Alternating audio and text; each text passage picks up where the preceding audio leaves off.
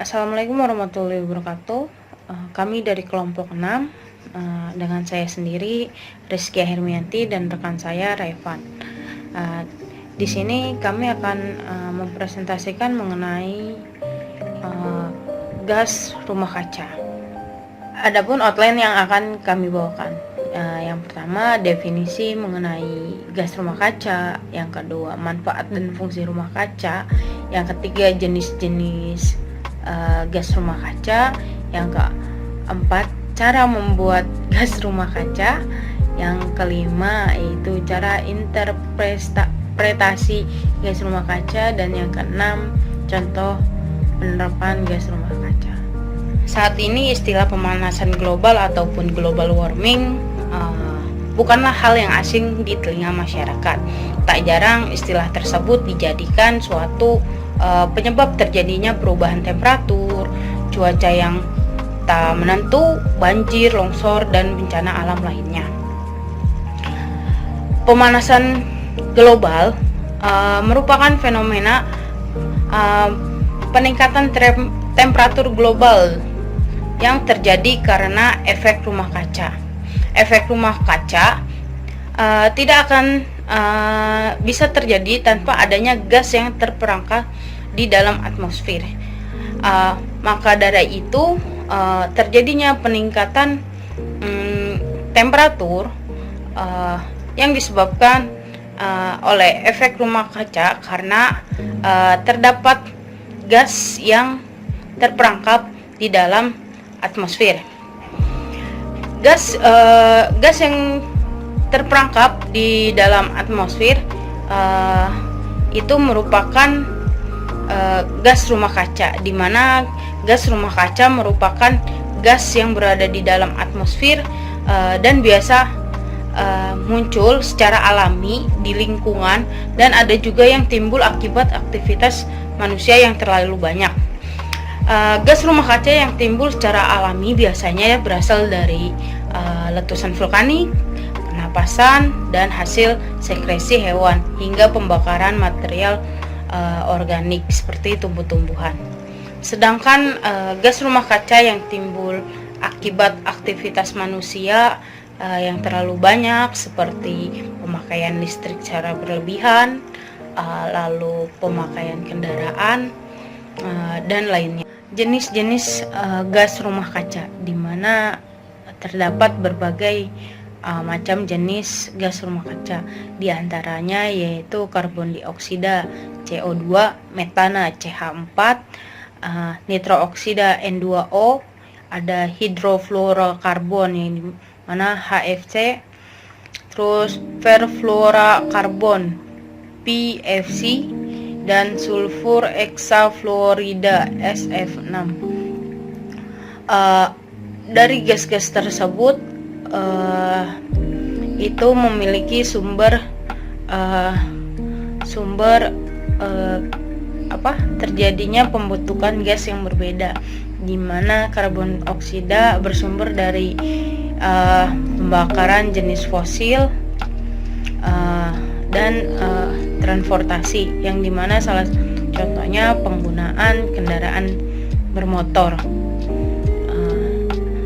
Lalu ada metana, yaitu bersumber dari pertanian, perubahan tata cara, pembakaran jenis biomasa, dan tempat pembuangan akhir sampah, di mana contohnya yaitu bau sampah, itu merupakan salah satu gas metana. Yang ketiga ada nitrooksida, di mana sumbernya yaitu dari pembakaran fosil, industri. Itu memiliki contoh gas pembuangan dari suatu produksi industri. Yang keempat ada hidrofluorokarbon, di mana bersumber dari industri jenis manufaktur, lalu rumah, industri pendingin, serta pengguna aerosol, di mana salah satu contohnya yaitu freon untuk AC. Yang kelima ada perfluorokarbon, di mana bersumber sama seperti freon, penggunaan aerosol dan manufaktur, salah satunya yaitu AC juga. Terus ada sulfur hexafluorida, di mana bersumber dari listrik, industri manufaktur, pemanfaatan jenis freon dan pemanfaatan aerosol, di mana salah satunya yaitu penggunaan listrik secara berlebih. Fungsi dan manfaat dari gas rumah kaca. Tidak selamanya gas rumah kaca membuat efek negatif bagi kehidupan. Segala sesuatu yang berlebih memang akan menimbulkan sebuah efek yang sangat berbahaya. Begitu pula dengan halnya gas rumah kaca. Apabila gas tersebut masih berada dalam batas yang wajar, maka bisa membawa manfaat yang baik bagi bumi yang ditinggali oleh makhluk hidup, di mana gas rumah kaca dalam batas yang wajar akan memberikan sebuah efek penghangat bagi bumi yang ditinggalkan oleh makhluk hidup. Panas dari matahari bisa tertahan oleh gas tersebut dan membuat kondisi menjadi nyaman untuk makhluk hidup, sehingga bisa kita bayangkan jika gas tersebut tidak sama sekali dan panas dari matahari langsung keluar dan dipantulkan dan tidak ada yang tertinggal di dalam atmosfer. Maka kondisi bumi sudah pasti akan mengalami penurunan temperatur yang sangat drastis dan tidak bisa untuk ditinggali. Adapun dampak negatif dari gas rumah kaca, yaitu dengan produksi atau jumlah gas rumah kaca yang berlebih akan mengakibatkan efek negatif bagi makhluk hidup, yang dimana itu akan merugikan makhluk hidup yang ada di bumi. Contohnya seperti ketidakstabilan iklim, di mana apabila gas rumah kaca menjadi terlalu banyak, otomatis menyebabkan iklim menjadi tidak stabil, di mana suhu bumi tidak memasuki musim kemarau ataupun musim dingin,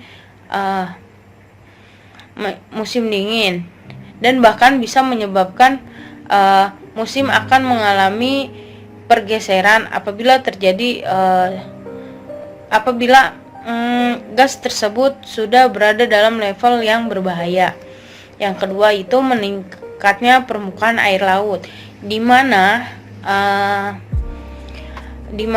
suhu yang meningkat otomatis membuat permukaan es pada kutub dan gunung es bisa menjadi mencair, sehingga es yang mencair mengakibatkan meningkatnya permukaan air laut, yang meningkatnya air laut, di mana kondisi itu dapat menimbulkan banjir pada wilayah yang lebih rendah apabila tidak segera diatasi. Yang ketiga yaitu meningkatnya suhu secara global, di mana gas yang terlalu banyak berada pada atmosfer menyebabkan panas dari matahari tidak bisa keluar dan terus terperangkap di dalam bumi, sehingga mengakibatkan suhu bumi secara global akan mengalami peningkatan dan ekosistem dalam bumi akan sangat terganggu apabila suhu terus mengalami peningkatan secara drastis. Di sini selanjutnya saya akan membahas mengenai cara membuat inventarisasi, Yang pertama ialah tahap preparasi, yang kedua analisis emisi dan perhitungan, yang ketiga ialah perhitungan tier, keempat pengambilan data aktivitas, dan kelima ialah faktor emisi. Selanjutnya, di sini saya melanjutkan mengenai yang tadi, yaitu inventarisasi emisi, di mana pada dasarnya merupakan kegiatan identifikasi emisi suatu wilayah yang meliputi pada sumber dan asumsi nilainya. Dasar penentuan beban emisi ialah data aktivitas dan sumber-sumber emisi. Nah, preparasi inventarisasi gas rumah kaca pada dasarnya akan mempersiapkan salah satunya yang bisa kita lihat di presentasi berikut ini, di mana yang pertama ialah area dan waktu penelitian dan juga tahun data dasar. Karena menggunakan pendekatan top down, di mana data pengumpulan tersebut memiliki dua metode, yaitu bottom up dan top down, di mana bottom up ialah data primer dan top down ialah data sekunder. Pada pelaksanaannya, pemilihan metode tersebut akan bergantung pada alokasi waktu, sumber daya yang tersedia. Dan pemilihan metode bottom up akan menuntut waktu dan biaya yang lebih besar. Yang kedua ialah penentuan sumber emisi yang akan diinventarisasi. Sumber emisi ditentukan dan diprioritaskan berdasarkan pertimbangan karakterisasi wilayah, ketersediaan sumber daya, dan waktu pelaksanaannya. Karakter lokal merujuk pada aktivitas utama, yaitu pada suatu wilayah yang berpotensi menghasilkan emisi yang signifikan. Pemilihan sumber emisi berkarakter lokal akan menurunkan risiko, ketidakpastian, dan selisih hitung dengan kondisi real. Yang ketiga ialah penentuan parameter yang akan diinventarisasi, di mana keseluruhan gas emisi memiliki kontribusi terhadap terjadinya efek rumah kaca, beserta dampaknya terhadap lingkungan. Perbedaan terletak pada sifat dampaknya, ada yang bersifat secara langsung, adapun beberapa gas berdampak tidak secara langsung. Parameter langsung atau parameter utama dalam inventarisasi secara global ini ialah karbon dioksida, metana, dan nitrogen dioksida.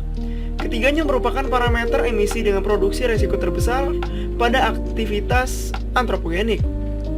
Selanjutnya penentuan tier perhitungan, metode perhitungan, dan faktor emisi yang akan diaplikasikan. Dilanjutkan oleh penyusunan daftar kebutuhan data aktivitas yang akan diinventarisasi dari masing-masing sumber emisi, dan yang terakhir perumusan pemaparan hasil emisi disesuaikan dengan tujuan awal pelaksanaan inventarisasi emisi. Di sini selanjutnya terdapat formula emisi dan juga perhitungan. Dan secara umum, formula perhitungan emisi gas rumah kaca ialah sebagai berikut di dalam presentasi berikut ini, di mana E sama dengan AD dikali EF.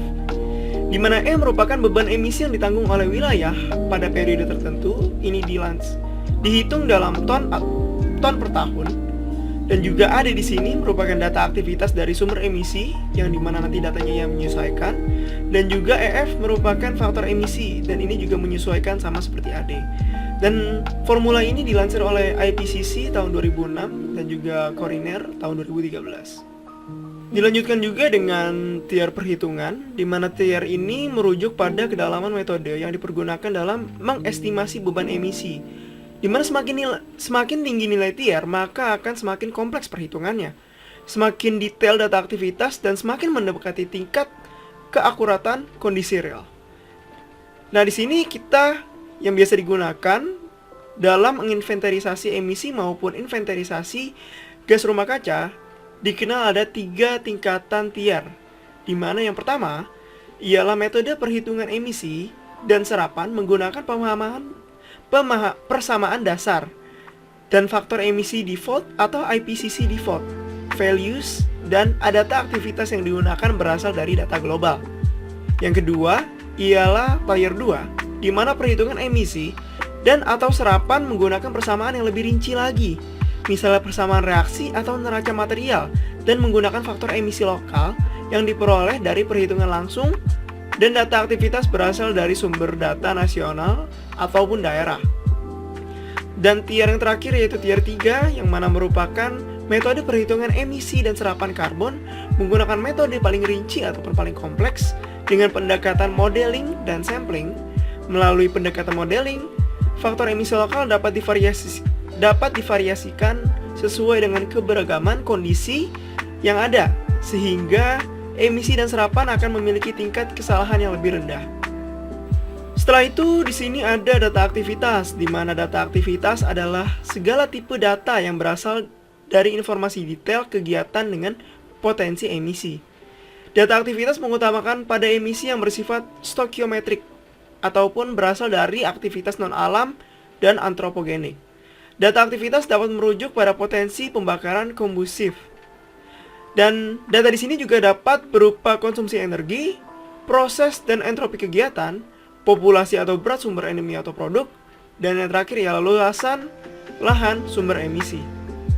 Dan yang terakhir ialah faktor emisi, di mana faktor emisi ini merupakan koefisien atau rasio polutan yang dihasilkan atau diemisikan dari sumber emisi tertentu yang nilainya ditentukan oleh beragam variabel khusus seperti bahan bakar, berat biomasa, proses, dan sebagainya.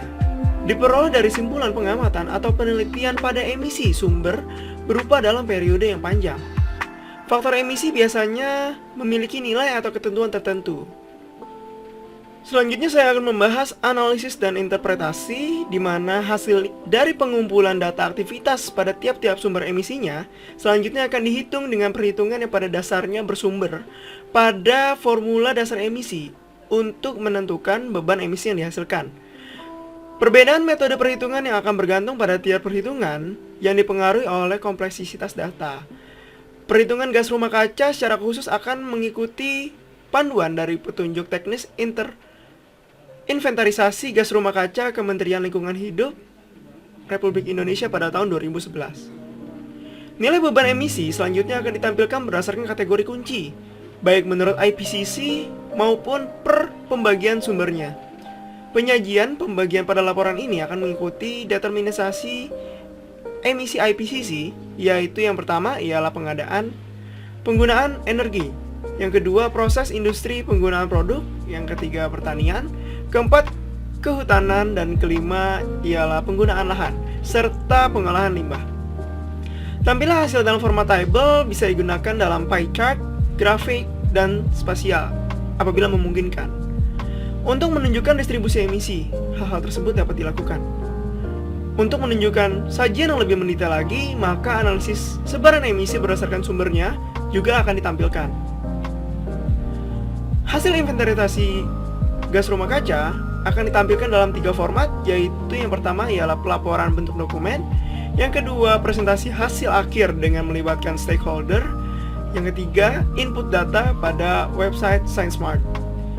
Pelaporan ini disusun berdasarkan format baku dokumen inventarisasi gas rumah kaca sesuai dengan Peraturan Menteri Lingkungan Hidup dan Kehutanan Nomor 73 Tahun 2017 Pasal 12 Ayat 2. Dan ini merupakan contoh penerapan yang sudah dilakukan oleh suatu penelitian di daerah Surakarta, di mana di sini yang dibahas bagian emisinya yaitu ada karbon dioksida, metana, dan NO2, di mana di sini ada beberapa kategori yang dilakukan penelitiannya, yang dimana ialah penggunaan energinya, yang kedua proses industri dan penggunaan produknya, ketiga pertanian, kehutanan, dan penggunaan lahannya, dan yang terakhir ialah pengolahan limbahnya.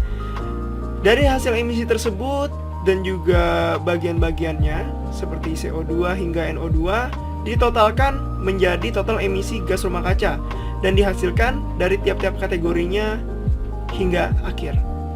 Dilanjutkan kembali, ini merupakan contoh penerapan juga, di mana yang sudah saya sebutkan sebelumnya pada bagian interpretasi dapat juga dilakukan menggunakan grafik atau pie chart seperti presentasi berikut ini, di mana di sini ialah ada karbon dioksida, metana, nitrogen oksida, dan juga di sini ialah bagian-bagian lainnya seperti penggunaan energi, IPPU, dan lainnya.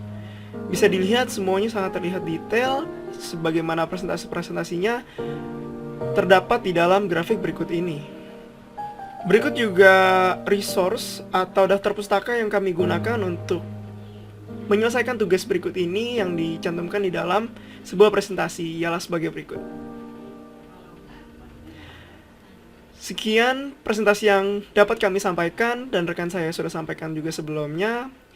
Mudah-mudahan presentasi ini dapat memberikan manfaat untuk kita semua. Kurang lebihnya mohon maaf. Wassalamualaikum warahmatullahi wabarakatuh.